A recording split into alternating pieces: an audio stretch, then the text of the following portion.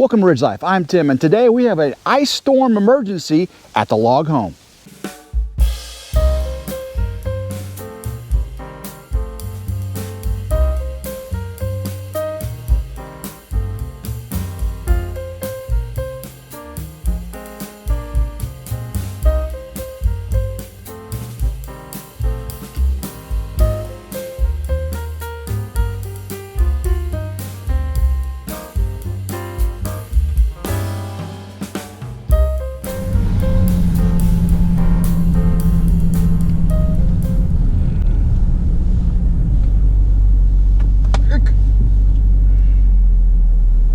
I got up this morning and there was an ice storm brewing, and I made it all the way to work right when the ice hit the Memphis area. And I work about an hour away from the log home here in the Ridge farmhouse. Well, it got icy, icy, icy. Now, the Memphis area was right on that freeze line, and from the Arkansas side, there was inches of ice and snow. Well, over here, we just got a lot of ice. And what has happened is the power has gone out.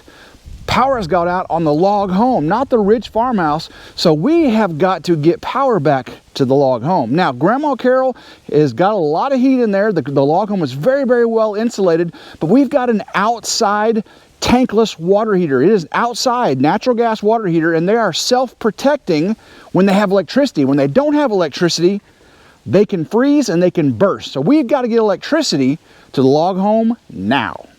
These tankless water heaters are great, and the ability to have it outside is great as well.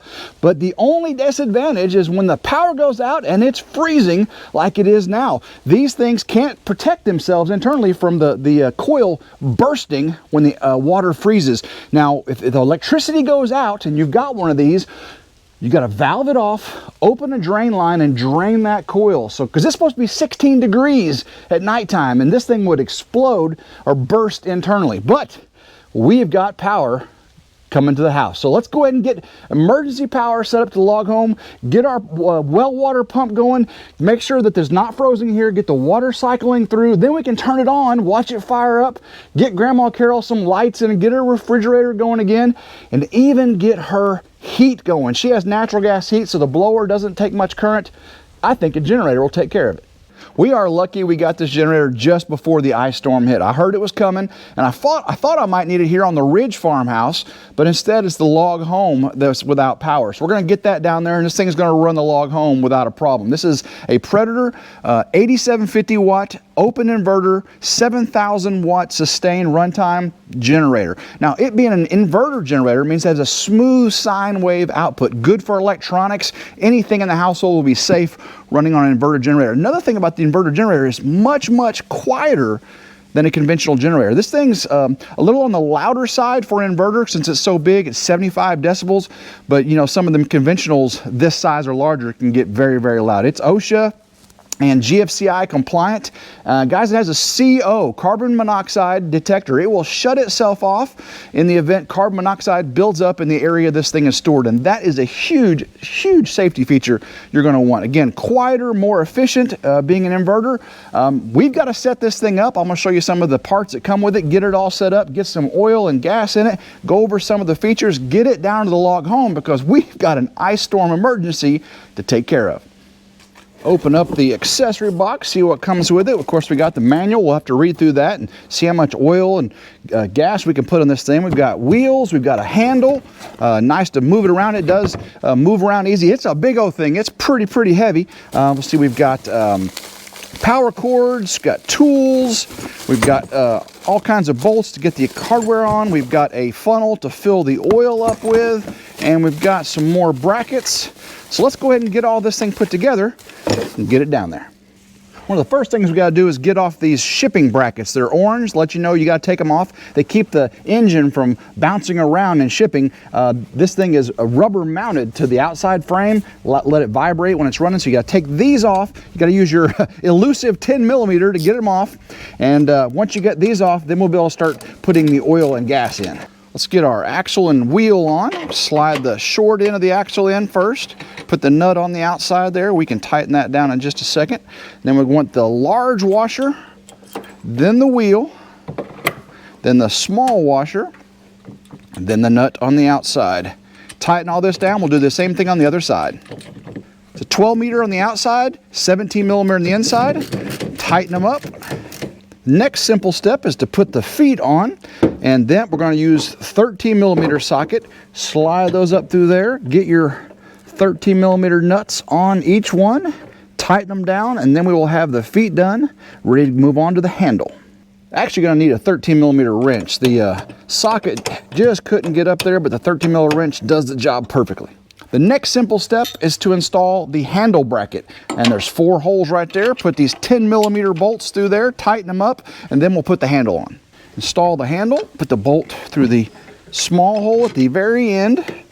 Once you get that all the way through, put your 12 millimeter nut on, tighten it, and then to lock the handle in place, you've got a pin, and you can slide the pin through.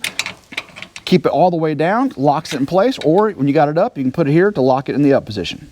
The unit does come with 2 ways to start it. You can use the old recoil pull cable method, or you can connect the battery that does come with the generator. And to connect the battery, you just put the plus screw through there, and the negative, the black screw through there, and then you'll be able to start it with the startup procedure I'll show you shortly. Unscrew the dipstick. You're going to want to use the funnel that came with it. You're going to use 1.1 quart of 10W30 motor oil. Once you get that poured in, 1.1 quart, you'll pull it back out. You want to check the level with the dipstick not screwed in. You pull it in, pull it out, check the level. Once you've got it to where it needs to be, you're ready to move on. This unit holds 5.9 gallons and it'll run 15.1 hours on 5.9 gallons of gas. Now, you don't want to use E85 gas. Matter of fact, I'm using 89 octane, and you don't want to use anything with more than 10% ethanol, that's for sure. But this thing will get a lot of runtime, quiet, very efficient. These inverters are awesome. Before we start our generator, we got to turn the fuel valve on. Fuel valve's right over here. You turn it horizontal there. That allows fuel from the tank to get down into the engine. You shut this off at the end. Now, this break-in period, first 25 hours, we're going to run this thing at maximum 75% load. So that's 75% of the 8750 watt or 7000 runtime watts. So 75% of that for 25 hours. At that point, we're going to change the oil in it as well. Again, put that 10W40 in there. Then you'll be able to run it at full load after that. So fuel valve on. Let's go ahead and start the engine. Before we start our engine, you're going to make sure that you have your oil in it. It does have an oil cutoff, so it won't start if it doesn't have oil. Check the fuel. We know that's good. It does have a really nice fuel level gauge window at the top. That really works out good. Make sure nothing's connected, nothing's on, all breakers are off. We are going to choke it since it's a cold start. You can see my breath out here. It is very, very cold today. Now we can take it to on and do a recoil cable pull method. We're going to do the electric start. So when I start it up, I got full choke. It's going to have a red light first, then it's going to go to an output indicator of green. It's going to be smooth out once I start pushing the choke in. So let's go ahead and try to start it. Choke it in.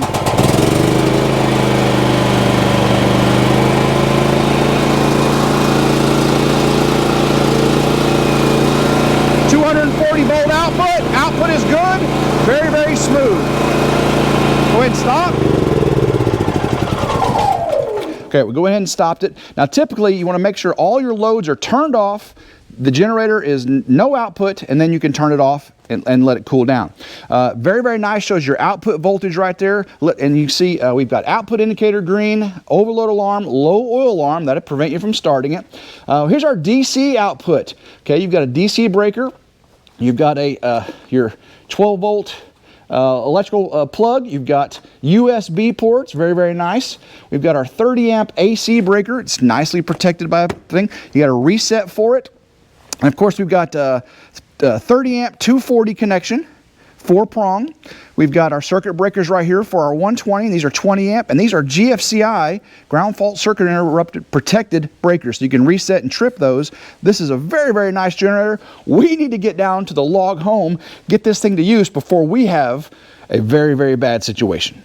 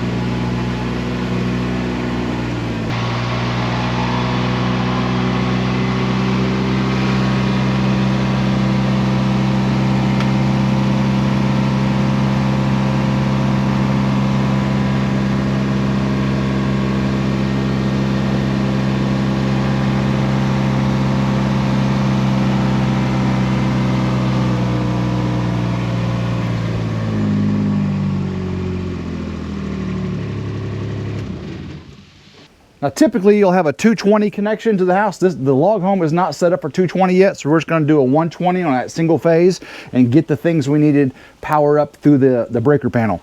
So let's go ahead and get this thing started. Showed you how to do that before.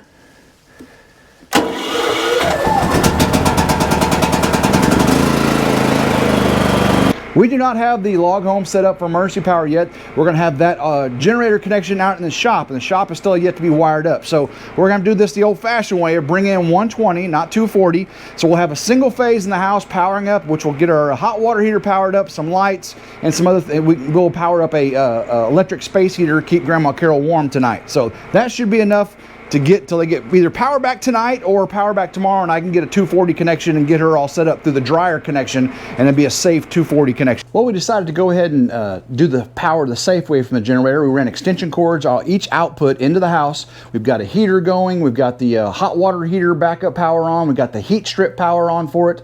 We've got lamps. So we got everything Grandma Carol needs until the power comes back. So this is a safer way to do it. You don't ever want to have a chance backfeeding to your power grid. The log home, the farmhouse at the Ridge, we've got ours set up for a generator. This log home is not set up that way yet. So we are powered, we are heat, and we are done for now. So guys, I hope you enjoyed watching us set up that new Predator 8750 inverter generator. That thing is pretty awesome. I can't wait to use it for projects around the Ridge, and hopefully don't lose power and have to use it at my house, but I'm sure it's going to happen at some point. So guys, until next time, I hope you've subscribed to RidgeLife, hit the notification bell to be notified anytime a new video comes out, and as always, I hope everyone has a blessed day, and go RidgeLife.